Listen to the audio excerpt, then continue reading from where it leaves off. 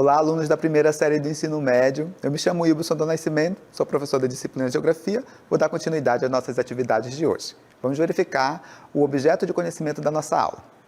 Esta é a aula de número 12 e ela traz como objeto de conhecimento processo de formação, constituição e transformação de diferentes sociedades humanas e suas formas de organização política, Estado, poder, democracia, autoritarismo, patrimonialismo, populismo, em âmbito local, regional, nacional e global, bem como o papel desempenhado pelos sujeitos e coletividades mediante os valores morais, éticos, estéticos, culturais e políticos. Detalhamento desse objeto de conhecimento, a administração das cidades e a importância do Estatuto das Cidades. Feita a apresentação do objeto de conhecimento, vamos dar início à nossa aula.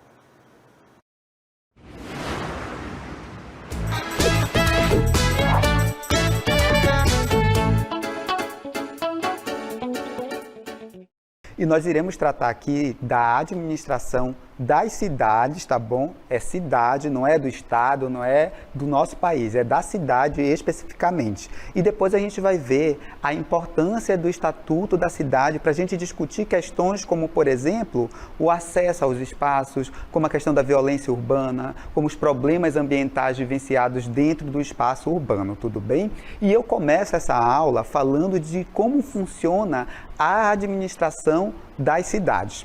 Quando eu me referi à cidade aqui, tá, turma, eu estou falando de município, tá bom? Especificamente da cidade, mas de um município como um todo, tá? E o município é um conceito diferente do conceito de cidade. Cidade é o sítio urbano, é a área urbana, e o município é formado pela zona rural, pela área rural, mais a área urbana, tá bom? Então, quando eu estiver me referindo à cidade, às vezes, ou falar município, eu estou aqui tentando fazer uma análise que a gente está falando basicamente da mesma coisa, cidade e município como um todo, tudo bem? Esse é o primeiro ponto. Segundo ponto, como é que está a organização, como é que essas cidades e municípios são administrados. Nós temos dois poderes, o poder executivo e o poder legislativo. Os membros desses poderes, eles são escolhidos pela sociedade, de forma democrática, tá? A cada 4 anos nós temos eleições para prefeitos e vereadores, tá bom? E são eles que serão os nossos representantes, são eles que irão fazer a gestão do município e, consequentemente, da cidade. Tudo bem? Como é que funciona, professor? Dentro do Legislativo, nós temos a Câmara dos Vereadores, tá certo? Nós temos um quantitativo de vereadores específicos, tá? E esse quantitativo depende da quantidade de habitantes que o município vai ter. Então, municípios muito grandes, muito populosos, como é o caso da capital do nosso estado, Manaus, tem um quantitativo de vereadores, bem maior do que, vamos citar, por exemplo, Maués, no interior do estado do Amazonas, tá bom? A gente chama a Câmara Municipal de Casa da Lei, tá bom? É onde as leis, as normas do município, elas são elaboradas, tá certo? E encaminhadas para o Executivo, que daqui a pouco a gente vai ver quem é o Executivo, certo? Olha só, então tudo que se refere à norma, à lei, à legislação, dentro da competência do município, tá, turma? Dentro do que é papel do município fazer. Porque o Estado também tem a sua Assembleia para legislar, nós temos o Congresso que faz a legislação em âmbito nacional. E no âmbito municipal, a gente tem a Câmara, tá bom? Então, o que é de competência do município vai ser feito ali na Câmara. E a gente tem o poder executivo.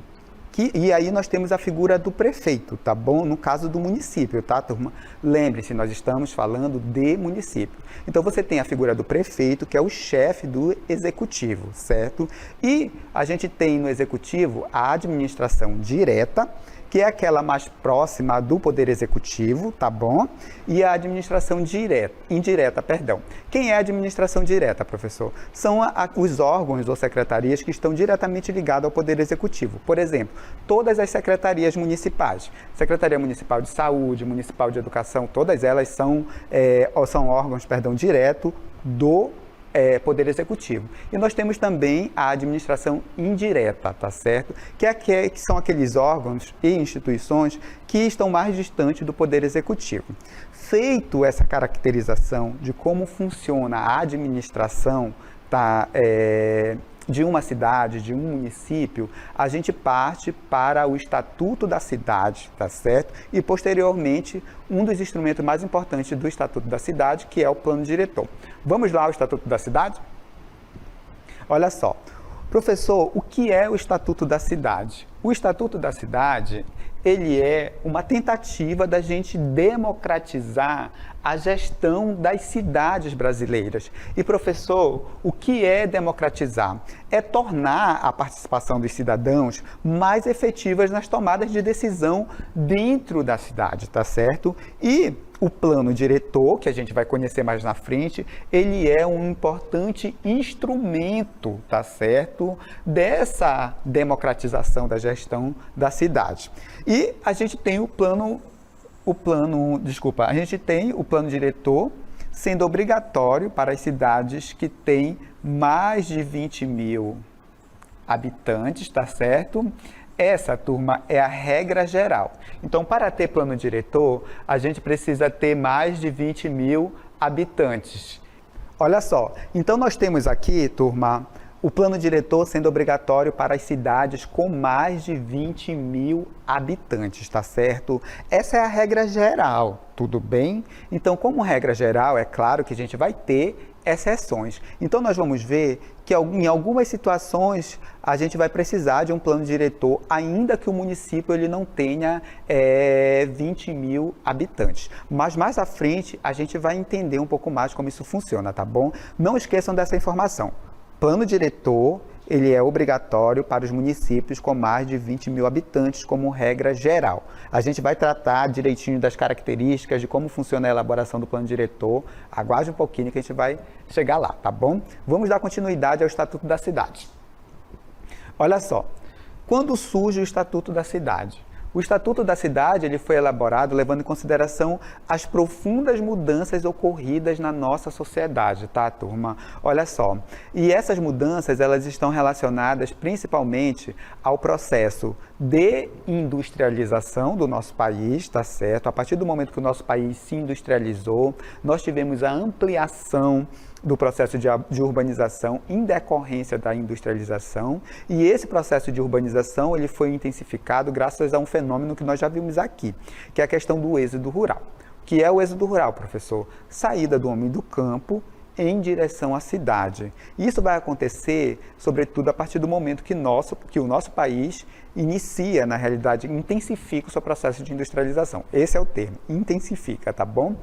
Só para vocês terem uma ideia, a partir da década de 40 entre a década de 40 e a década de 80, nós tivemos um fluxo migratório do campo em direção à cidade em torno de 80 milhões de pessoas. Então é muita gente. E é claro que essa migração em massa para a cidade vai provocar profundas transformações no espaço urbano. E isso vai trazer problemas e também a necessidade da gente sanar esses problemas. Vamos continuar? Olha só. Então, olha só, os movimentos sociais, eles encontram no Estatuto da Cidade, a gente já viu também aqui esses movimentos sociais. A gente viu o movimento social no campo, tá, turma? Mas a gente tem os movimentos sociais que são característicos da cidade. Eles encontram no Estatuto da Cidade, uma forma, um mecanismo para enfrentar os problemas urbanos. Então, é através do Estatuto da Cidade que a sociedade, turma, ela pode ser ouvida. Aqui o poder público pode ouvir as demandas, os anseios que a sociedade tem, que os grupos sociais têm, tá bom? Então, ele é de fundamental importância para aqueles problemas que afetam diretamente você, enquanto cidadão, eles sejam escutados pelo poder público, que o poder público entenda aquilo que nós precisamos, tá bom? Através do Estatuto da Cidade e do Plano Diretor. Vamos continuar? Olha só. A gente tem também a construção do Estatuto da Cidade. Essa reivindicação, ela é histórica, tá? E ela está relacionada ao direito de todos os cidadãos, à cidade. E se apresenta com força ao longo, principalmente, da elaboração da Constituição de 88, porque é um período que o nosso país deixa a ditadura militar passa por um processo de redemocratização e a nossa lei maior, ela é recriada, ela é reelaborada, tá bom? E aqui, obviamente, você vai tentar trazer nessa legislação os interesses e os anseios daquela sociedade especificamente e que até hoje é bastante atual, inclusive, tá certo? Quem que participou desse debate? Associações representativas da sociedade. Quem são essas associações representativas da sociedade? Olha só, os grupos sociais organizados, os movimentos sociais organizados, tá bom? Entidades técnicas. Essas entidades técnicas, elas são importantes, tá, turma? Em que sentido? Porque é ela que vai dizer, é ela que vai definir aquilo que é viável, aquilo que não é viável, ela que vai dar o suporte técnico para que as políticas públicas que vão ter, neste caso, como propósito, sanar esses problemas que são recorrentes dentro das cidades, são eles que vão dizer se isso é viável ou não e a melhor forma, a melhor metodologia, a melhor maneira de implementar essas mudanças. Tudo bem? Vamos continuar? Olha só.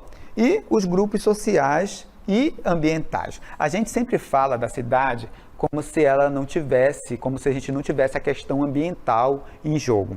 Uma cidade melhor, um ambiente melhor para se viver, perpassa também pela qualidade ambiental dessa cidade, tá, turma? Então não pensa que você está na cidade, que as questões ambientais não são uma constante para serem debatidas e que isso está diretamente relacionado à questão da qualidade de vida. Tudo bem?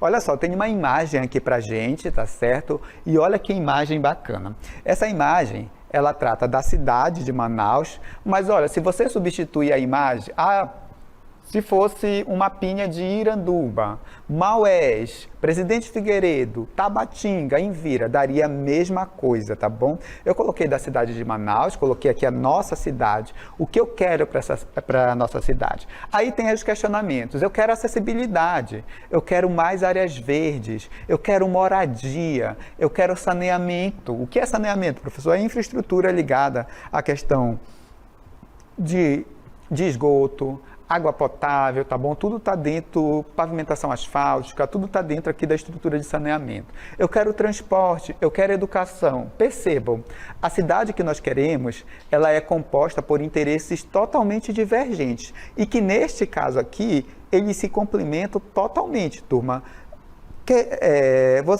Querendo ou não, uma cidade com mais educação vai tornar uma cidade melhor para todo mundo. Uma cidade com mais saneamento vai ser melhor para todo mundo. Com mais acessibilidade vai ser melhor para todo mundo. Então parece que são objetivos diferentes, mas que no final eles se complementam e tornam a nossa cidade uma cidade mais acessível, tá bom? Uma cidade melhor, um lugar melhor para se viver. Bem, e aí a gente entra no plano diretor. O plano diretor, ele é um importante instrumento do Estatuto da Cidade, tá bom? É através do plano diretor, elaborado pelos municípios, tá bom? Que a gente vai ter os debates sobre as questões, sobre os problemas que são característicos daquele espaço em específico, tá certo? Vamos ver o que é o plano diretor? Olha só, o plano diretor ele é um instrumento da política urbana instituído também pela Constituição Federal de 1988, que define como instrumento básico, da política de desenvolvimento e de expansão, urbana. Então, o plano diretor ele é um instrumento básico para definir as diretrizes políticas, tudo bem? Então, todas as diretrizes que o governo toma, elas estão relacionadas, devem ter pelo menos como base o plano diretor, tá bom? Olha só, dando continuidade. É uma lei municipal. Na realidade, ela é sancionada pelo prefeito, pela figura do prefeito, com a participação da Câmara, tá bom? Municipal, eu já falei para vocês o que é a Câmara Municipal, e da sociedade civil. E aqui a gente tem um ponto importante. O plano diretor, ele precisa ter a participação da sociedade civil, tá certo? A gente vai ver as etapas, como é o processo de elaboração do plano diretor. Qual é o seu propósito, professor? estabelecer e organizar o crescimento, funcionamento, planejamento territorial da cidade. Então, o propósito do plano diretor é você organizar o processo de crescimento da cidade, bem como os seus funcionamentos e fazer o planejamento territorial da cidade, definindo, por exemplo, em que áreas eu posso construir, em que áreas eu não posso construir, por exemplo, que área eu devo preservar mais, por exemplo. Aqui você tem um curso d'água. O ideal é que isso daqui não seja ocupado, porque provavelmente esse corpo hídrico aqui é o que abastece, é de onde vem a água que abastece a população dessa cidade aqui. Então, todos esses debates, todas essas questões, elas são pauta durante a elaboração e a aplicação do plano diretor. Tudo bem? Bem, ele serve também para orientar a política de desenvolvimento, tá certo? Então, todas as políticas de desenvolvimento que um município tem, elas devem ser orientadas com base no plano diretor. E ele vai ordenar como é que vai ser esse crescimento aqui, tá certo? Como é que as cidades vão crescer, que área deve ser ocupada pelo espaço urbano, que área não deve ser ocupada pelo espaço urbano, qual a área que eu devo preservar, que área eu não devo ter pessoas morando, porque ela tem vulnerabilidade ambiental, a erosão, a enchente, dentre outros aspectos, tá bom, turma? Bem, e por que o plano diretor ele é tão importante? O plano diretor ele é importante porque ele vai explicitar os objetivos para o desenvolvimento urbano de um município. Então, ele materializa, através da norma, da lei, os objetivos que devem ser traçados para o desenvolvimento urbano de um determinado município, tá bom? Os objetivos, eles precisam ser discutidos democraticamente. Então, tem que haver, turma, a participação de todos os segmentos da sociedade para que a elaboração desse plano diretor, ela realmente atenda às demandas dessa sociedade. Não adianta fazer um plano diretor excluindo parcela da população, quer seja qualquer fatia da população, tá? Então, você precisa trazer para debate toda a sociedade para que realmente a construção do plano diretor ela seja democrática, tá certo? A diversidade das cidades faz com que seja normal a existência de objetivos conflitantes. Turma, nós temos uma sociedade em que a gente tem diferentes grupos sociais, tá certo? E, obviamente, que os interesses são diferentes. O meu interesse enquanto cidadão, enquanto professor, é um. O interesse do empresário é outro em relação à cidade. Então, são totalmente diferentes, tudo bem? Por isso é um pouco difícil você conciliar todos esses interesses, daí a importância, tá, turma, do plano diretor. Ele tem esse papel de conciliar esses interesses que são divergentes. Olha só, outro ponto importante são os objetivos do plano diretor. Orientar as ações do poder público. Então, o poder público, vai se orientar, ou pelo menos deveria, tá, turma, pelo plano diretor. E compatibilizar os interesses coletivos. Qual é a ideia? Que esse plano diretor, ele realmente agregue todos os interesses coletivos. Garantir de forma mais justa os benefícios da cidade. Turma, com certeza vocês já devem ter reparado que a área central da cidade de vocês, ela tem mais infraestrutura urbana. As ruas são pavimentadas, tem água encanada potável, tem sistema de esgoto. E conforme você sai desse centro, as coisas vão piorando, tá, turma? Você vai tendo as ruas sem pavimentação asfáltica, você não vai tendo água encanada nas residências. Então, no caso do plano diretor, a ideia é que todos os habitantes, todos os cidadãos da cidade, eles tenham acesso, tá, a essa infraestrutura urbana, tudo bem? Olha só, garantir os princípios da reforma urbana é outro ponto, é outro objetivo do plano diretor. E o direito à cidade e à cidadania. Turma, o direito à cidade é parte de tornar a gente também cidadão, tá bom? é uma das questões que ajuda a gente a ser, de fato, um cidadão mais completo. Ter acesso e o direito à cidade e todos os equipamentos urbanos que ela tem. E essa gestão da cidade, ela precisa ser democrática, turma. Só existe uma cidade boa para se viver se a gente escutar todo mundo, certo? Bem, temos as etapas de elaboração do plano diretor. Ele é elaborado nos estudos, a primeira etapa são os estudos preliminares. Aqui a gente vai ver o seguinte: quais são os problemas, professor, que a gente tem numa cidade? Qual é o nível desse problema, tá certo? Então, nesse primeiro ponto, é um estudo preliminar. Verificar quais são os problemas e o nível desses problemas. Segundo ponto, o diagnóstico.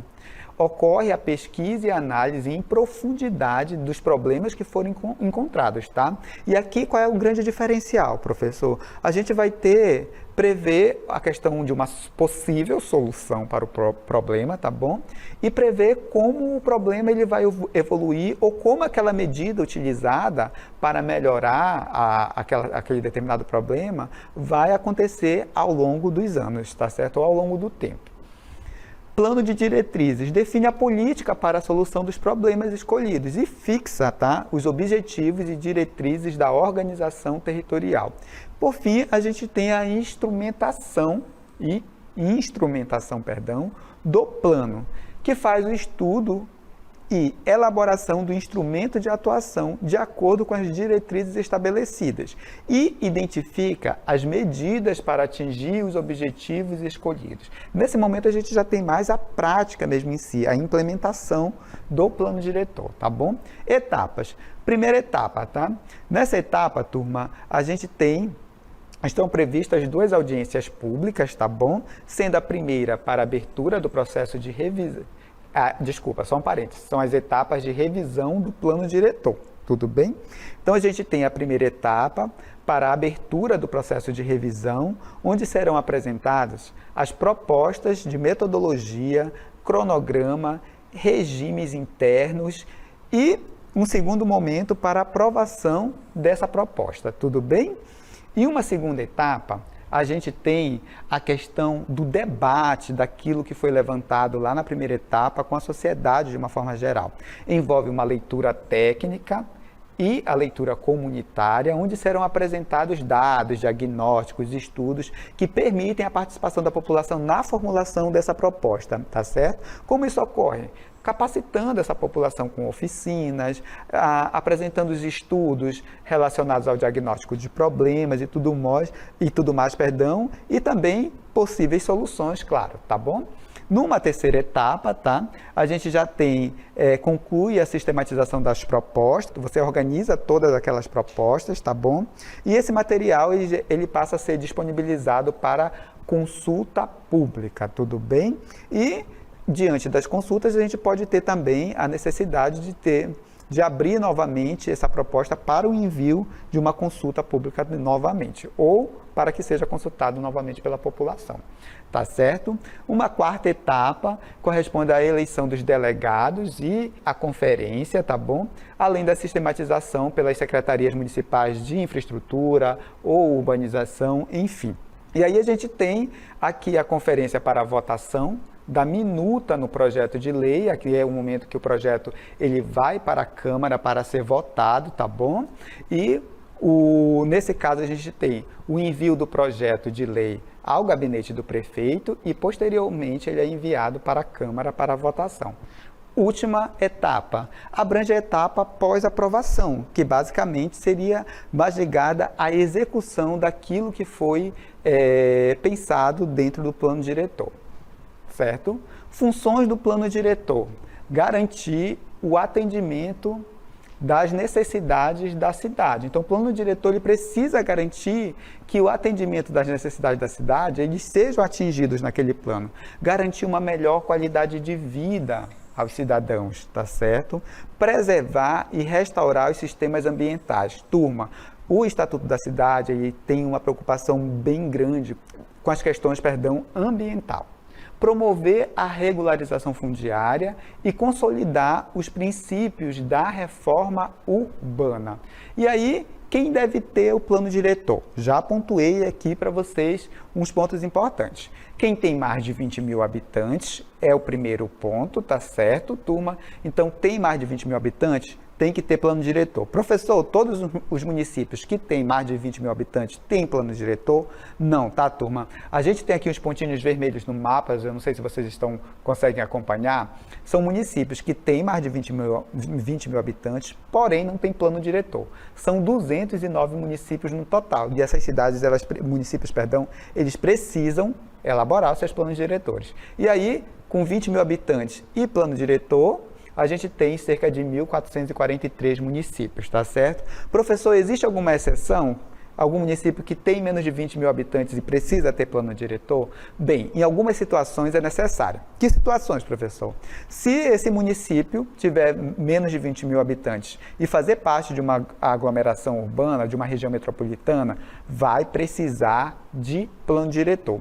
Se ele integrar as áreas de interesse turístico, Exemplo, vocês já devem ter escutado falar sobre Presidente Figueiredo. É um município turístico, né? Se ele não tivesse mais de 20 mil habitantes, ele teria que fazer um plano diretor, porque é um polo turístico que a gente tem no nosso estado, certo? Se esse município estiver inserido dentro da influência de um empreendimento que cause algum problema ambiental. Por exemplo, eu moro num município onde ele só tem 15 mil habitantes, mas tem uma mineradora, tem alguma atividade que cause impacto, então você vai precisar também fazer isso, certo? Olha só, então, turma, a gente viu quais são os municípios que precisam do plano diretor e eu deixo uma missão aqui para vocês, verificar se no seu município tem plano diretor, tá bom? E se tiver plano diretor, que você dê uma olhada, quais são as diretrizes e normas existentes dentro do plano diretor da sua cidade.